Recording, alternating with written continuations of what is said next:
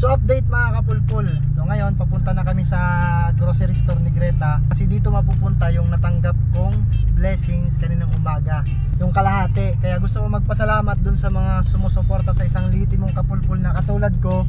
Kung hindi dahil sa inyo mga kapulpul, hindi ko magagawa to. Kaya sinasabi ko sa una pa lang, sa pinakauna pa lang na nagbablog ako, nag-start ako mag-vlog, na hindi ko susuluhin yung blessings na matatanggap ko sa Facebook. Kaya ito na yun mga kapulpul, yung pangako, kasi gusto kong matupad to.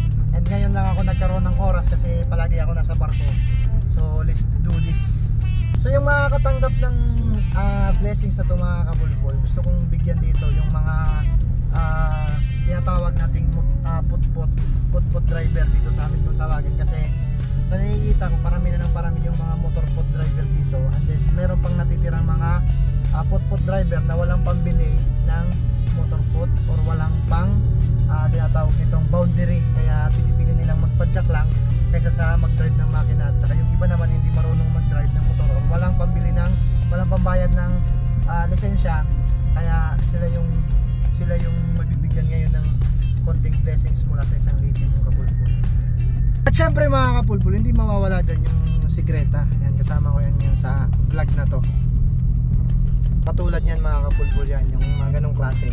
Yan sila. Yan. So abangan natin kung sino yung may ispatan natin mamaya na nagpapadyak. So dito na kami sa Pure Gold mga kapulpul, Pure Gold Abuyog. Ayan. Ayan. So disclaimer lang mga kapulpul, walang sponsor yung Pure Gold sa video na to. Pero Pure Gold Abuyog, baka naman. Pushcart.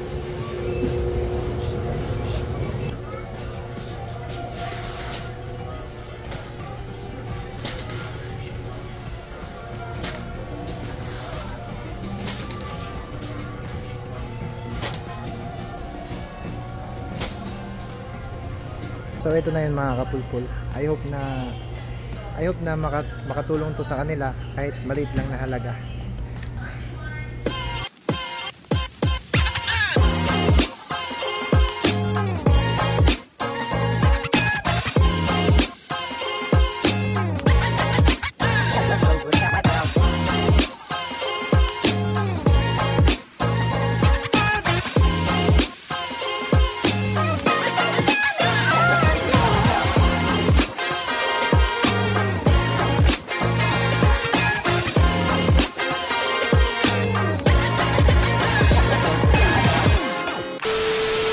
Ito nagkakaproblema pa mga kapulpul kasi ayaw tanggapin yung card ko.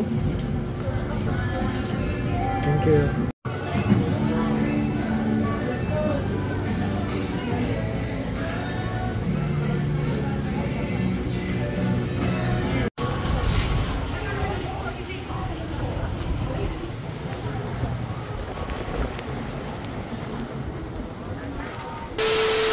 So ayan mga kapulpul, nabili na natin yung mga ipapamimigay natin. And ngayon, maghahanap na tayo ng mabibiktimang driver. Let's go!